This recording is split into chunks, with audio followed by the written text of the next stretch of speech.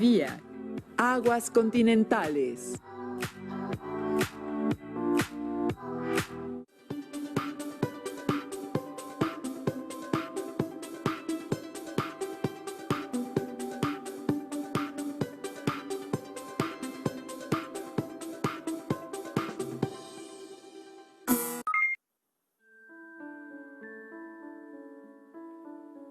Les saludamos, alumnas y alumnos. Bienvenidas y bienvenidos a la sesión de Geografía en Aprende en Casa 2.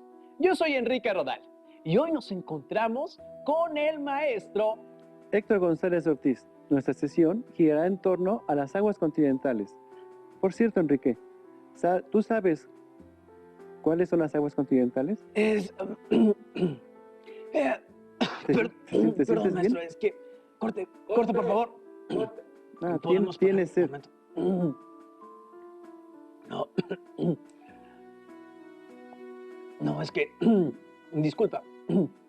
Es que necesitaba un poquito de agua porque tenía un poquito... ¿Estás reseca bien? la boca, pero ya estoy bien. Ya estoy bien. Muy bien, muy bien. Qué curioso, porque justamente de eso se trata la sesión de hoy. ¿De tener sed? Más bien, del origen del agua como la que estás bebiendo. Pero esta no es agua dulce, maestro. Esta es agua normal. Creo que te será muy útil la sesión de hoy. Comencemos. ¿De qué se trata la sesión de hoy? Es acerca de las aguas continentales. El día de hoy analizaremos la distribución y la dinámica de las aguas continentales y oceánicas en la Tierra. 3/4 partes de la superficie del planeta son agua. El agua es una de las sustancias más importantes de la naturaleza.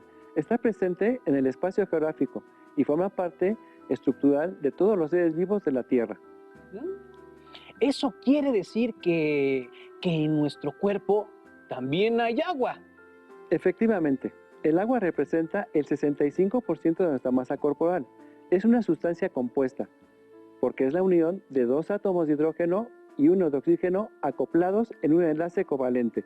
Es decir, los 2 átomos de hidrógeno y el de oxígeno se unen compartiendo electrones. Disculpe, maestro, ¿no se habrá equivocado de asignatura? Digo, esto es geografía. ¿Qué tienen que ver los átomos y los electrones con nuestro tema? Pues mucho, porque el agua es una estructura atómica flexible. Esto es, puede cambiar de estado. Puede ser gaseosa en forma de vapor o sólida en forma de hielo, lo cual es fundamental para entender cómo ocurre el ciclo hidrológico en el ambiente, ya que el agua forma parte de los seres vivos y actúa en los procesos productivos, sociales, así como en la conformación de civilizaciones a lo largo de la historia en nuestro espacio geográfico. El agua que corre por la superficie terrestre son los ríos, ¿verdad? Así es. Por eso, el día de hoy hablaremos sobre el ciclo hidrográfico. Pero antes de eso, ¿sabían que el río Amazonas es el más caudaloso del planeta? El río Amazonas, sí, está localizado en América del Sur. Fluye desde los Andes, en Perú, en donde el hielo lo provee de agua a una altura de 5.998 metros, hasta Brasil, donde desemboca en el Océano Atlántico, en forma de delta. Atraviesa 9 países: Brasil, Bolivia, Perú, Ecuador, Colombia, Venezuela, Guyana Francesa y Surinam. Muy bien. Y ahora queremos recordarles que para esta sesión vamos a necesitar que tengan a la mano su habitual cuaderno de notas y el libro de texto de esta asignatura. Como hemos dicho, Enrique, 2/3 partes de la superficie de la Tierra están cubiertas por agua. Entonces, nuestro planeta debería llamarse agua y no tierra. Es una buena observación, porque la vida misma surgió en el agua y dependemos totalmente de ella para sobrevivir como especie. ¿Te imaginas un mundo sin agua?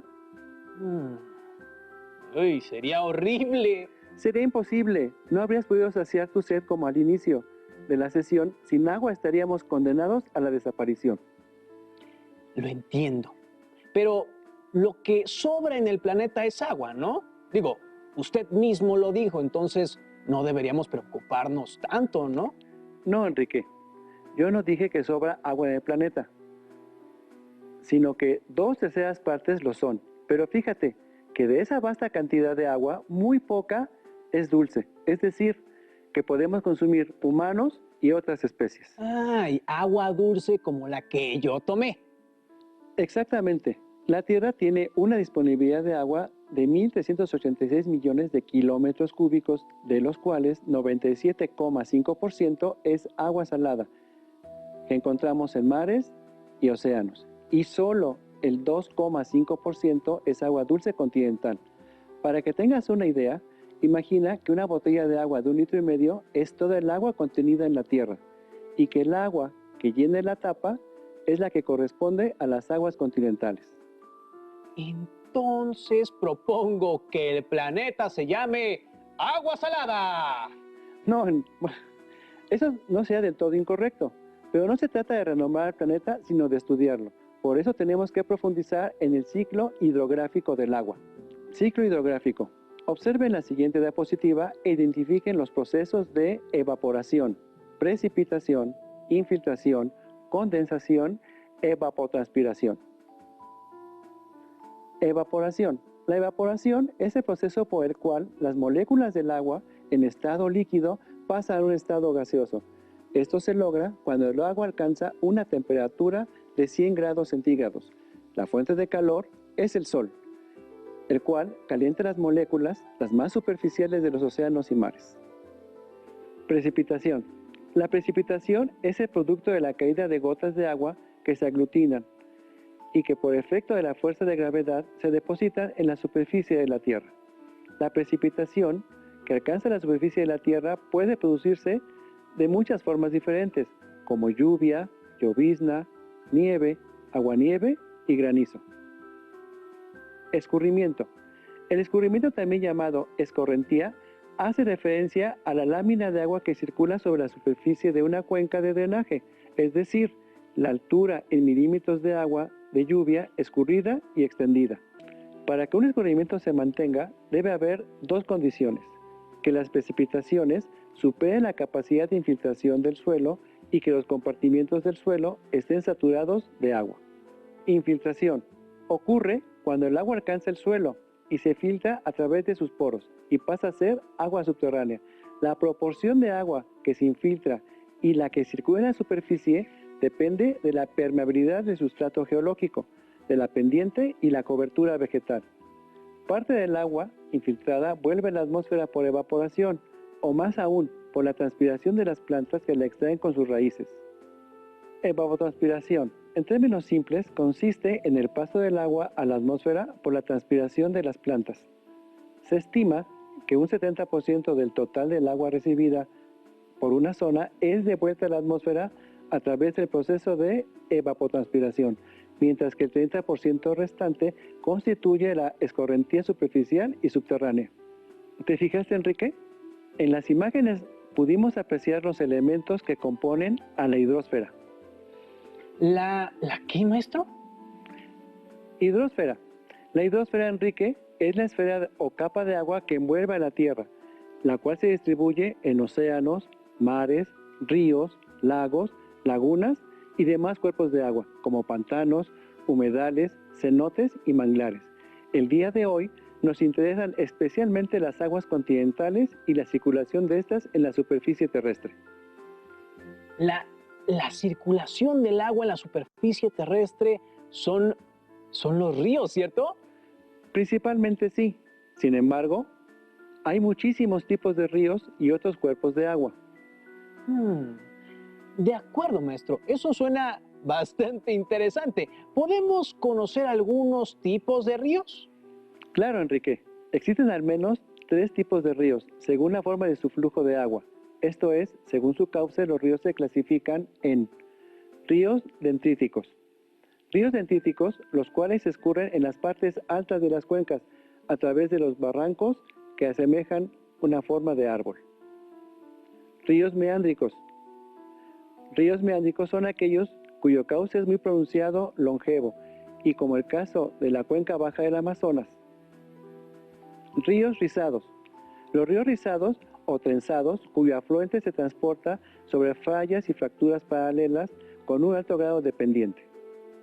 Asimismo, según su periodo de actividad, los ríos pueden ser perennes, es decir, permanentes o estacionales.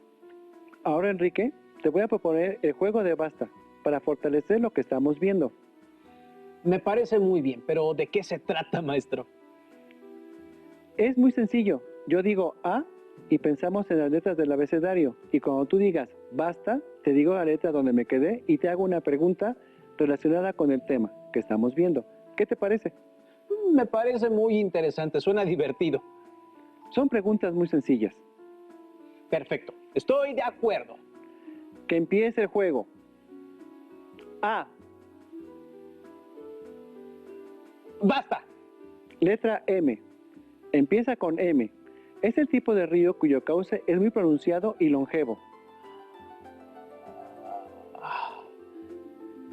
¿Meándrico? Excelente, Enrique. Vamos con la siguiente. A. ¡Basta! Letra C. Empieza con C de casa.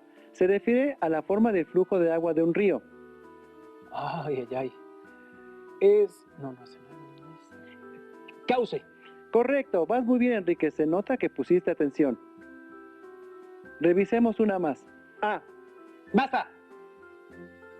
Letra D. Comienza con la letra D. Es el tipo de río que presenta corrientes que asemejan las ramificaciones de un árbol. Ay, ay, ay. Está fácil. Dendrítico. Excelente, Enrique. Bien jugado. Te has sacado un 10. Maestro, para complementar esto quisiéramos compartirles un dato curioso a las alumnas y a los alumnos que nos ven en casa. ¿Me acompaña? Claro que sí. Por supuesto que sí. Adelante. Dato curioso. Un dato curioso de geografía es que existen 17 países en el mundo que no cuentan con río alguno. Arabia Saudita es el mayor de ellos y esto se debe a que su relieve, que es relativamente plano, y a su clima extremadamente árido, lo que ocasiona que haya gran cantidad de infiltración, desecación y conflictos por el agua en la zona.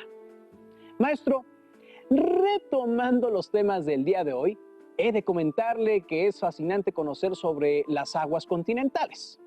Así es, Enrique. Es importante añadir que los sistemas fluviales se hallan distribuidos en cuencas hidrológicas. Cuencas.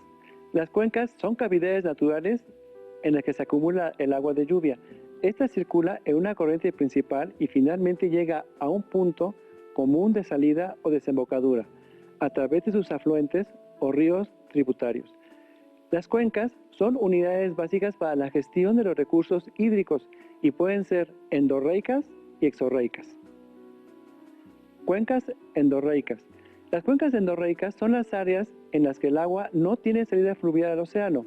También se denominan sistemas de drenaje interno. Una característica de estas cuencas es que se localizan por debajo del nivel del mar, y los ejemplos más significativos son el mar Caspio y el mar Muerto. Cuencas exorreicas. Por su parte, las cuencas exorreicas son redes hidrográficas que se encuentran conectadas con el océano.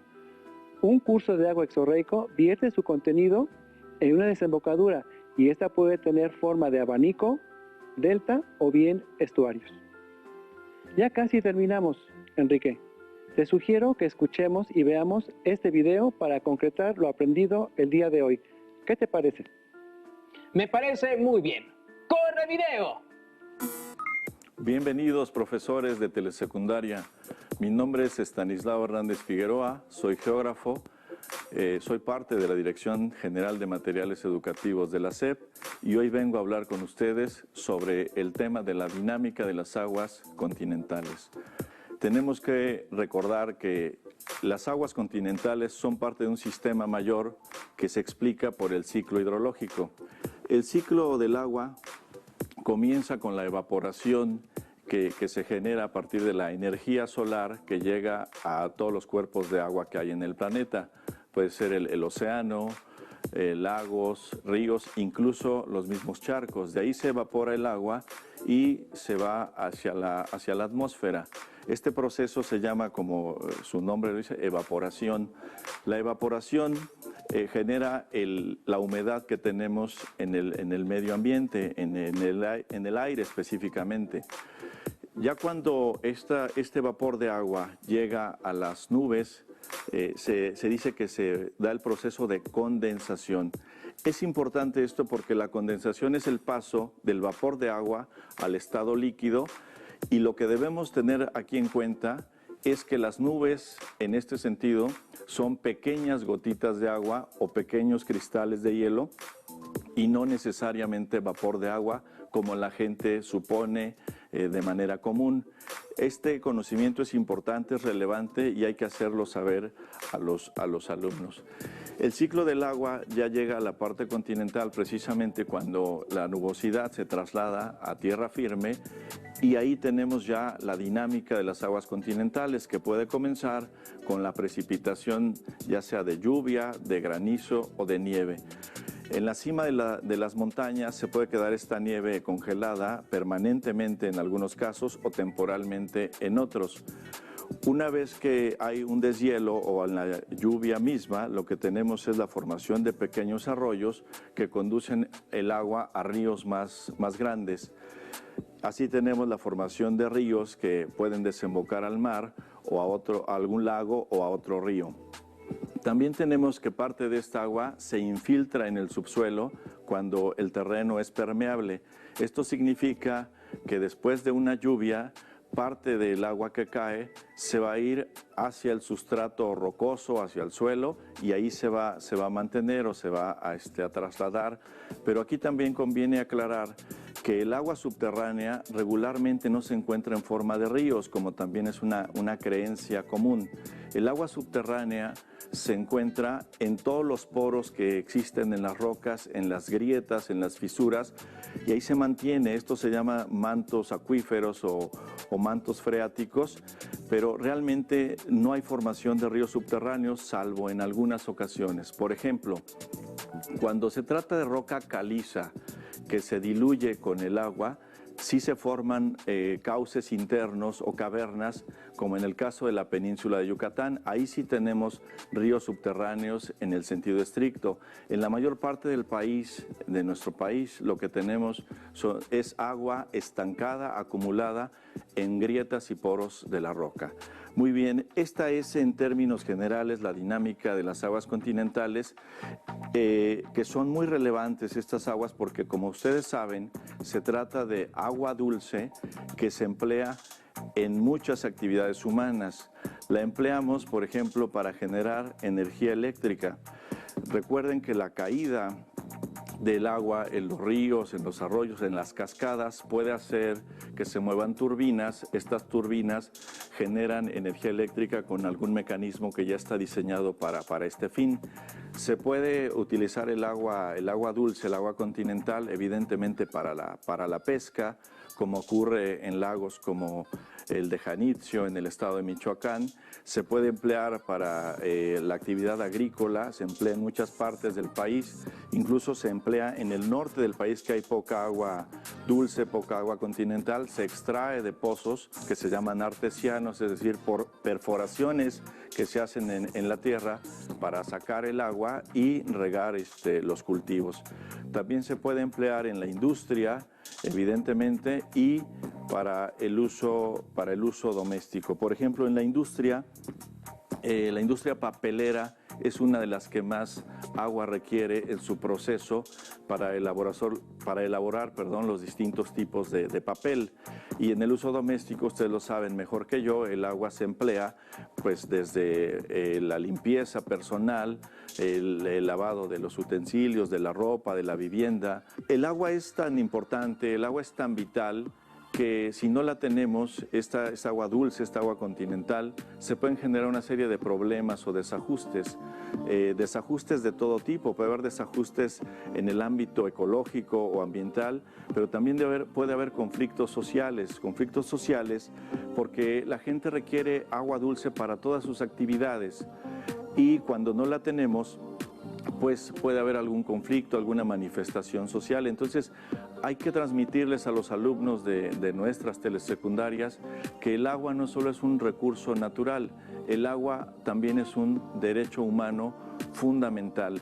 En esta medida, los gobiernos lo que tienen que hacer es proveer de agua de calidad a los habitantes de una nación, en el caso nuestro, de México. Como hemos visto, las aguas continentales son fundamentales para la vida, desde el ámbito natural, el ámbito social e incluso político.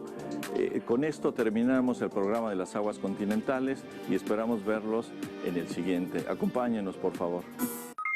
Maestro, ¿y cómo podemos aplicar lo que vimos en la vida cotidiana? Bueno, cuando analizamos la distribución de aguas continentales, también identificamos qué usos podemos hacer de ellas en la vida cotidiana y su aprovechamiento en los procesos productivos como la agricultura, la pesca y la industria.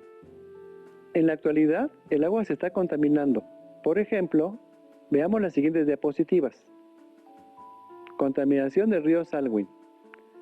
Por ejemplo, el río Salween en el sureste asiático es el río más contaminado del mundo, debido al aumento de la industria de la zona, que ha derramado altos niveles de cadmio, cobre, plomo, mercurio y zinc, que prácticamente han convertido el río en una burbuja química. Contaminación del río de la Plata. Otro ejemplo es el río de la Plata, en la frontera entre Argentina y Uruguay, que presenta desde hace décadas una importante contaminación por el vaciado de residuos industriales y domiciliarios en sus riberas. Bueno, ese panorama es un poco triste, la verdad. Así es, Enrique, porque la situación de las aguas continentales en gran parte del mundo está muy comprometida. Pero no todo está perdido. Hay muchos esfuerzos, como los Objetivos de Desarrollo Sostenible, para recuperar ríos, lagos, lagunas, aguas subterráneas y otros ecosistemas acuáticos muy importantes y frágiles, como los manglares y los cenotes. Les invitamos a que conozcan el Objetivo 6 de la ONU para el Desarrollo Sostenible en la siguiente liga. Esto tiene la finalidad de identificar las acciones que podemos llevar a cabo desde nuestros hogares y vida cotidiana para cuidar el agua, como la captación de agua de lluvia. Cultura del agua. Menos mal, maestro. Bueno, finalmente les invitamos a que busquen cuáles son los ríos, lagos y lagunas que existen en su municipio, en su estado y en el país. Sería mejor si los dibujan en un mapa con color azul desde su nacimiento hasta su desembocadura. ¿Y si un río que pasa cerca de mi casa está contaminado, lo puedo dibujar con otro color que no sea azul? Claro, Enrique. Claro que sí. Es bueno que observen cómo son las aguas continentales de su entorno. Y para eso pueden obtener más información en la página de la Comisión Nacional del Agua, CONAGUA. Muy bien, maestro. Pero antes de concluir, me gustaría leer un fragmento de uno de mis poemas preferidos. Se llama El río y es de Pablo Neruda. ¿Qué le parece? Excelente idea, Enrique. En las tierras salvajes, el Orinoco me habla y entiendo. Entiendo historias que no puedo repetir. Hay secretos míos que el río se ha llevado. Y lo que me pidió lo voy cumpliendo poco a poco en la tierra. Reconocí en la voz del Arno entonces viejas palabras que buscaban mi boca, como el que nunca conoció la miel y haya que reconoce su delicia. Así escuché las voces del río de Florencia, como si antes de ser me hubieran dicho lo que ahora escuchaba. Sueños y pasos que me unían a la voz del río, seres en movimiento, golpes de luz en la historia, tercetos encendidos como lámparas. El pan y la sangre cantaban con la voz nocturna del agua. Es muy bello el poema. Me gusta el final, la voz nocturna del agua. Así es.